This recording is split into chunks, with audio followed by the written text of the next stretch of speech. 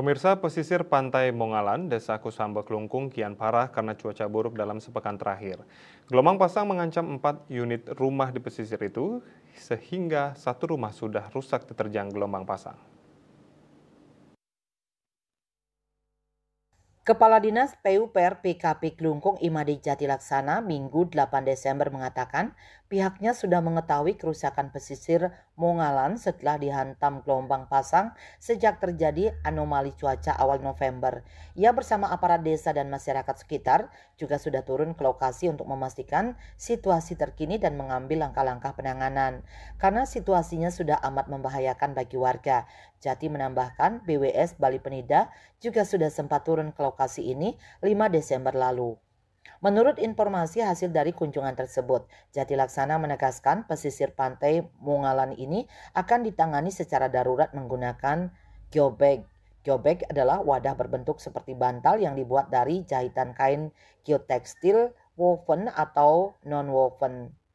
Geobag ini akan dipasang di pesisir itu untuk menahan sementara laju gelombang pasang di pesisir tersebut agar abrasi tidak terjadi semakin parah. Penanganan secara darurat menggunakan geobag ini setidaknya akan mampu mencegah kerusakan lebih parah di lokasi sambil menunggu realisasi proposal yang dikirim ke BWS Bali Penida untuk pembuatan tanggul pengaman pantai yang permanen.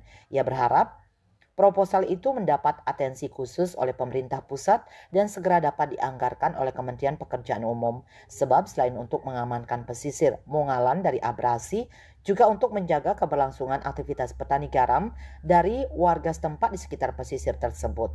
Sebelumnya, satu unit rumah warga rusak akibat diterjang gelombang pasang di pesisir tersebut. Selain merusak rumah, akses jalan menuju tempat pembuatan garam juga terputus.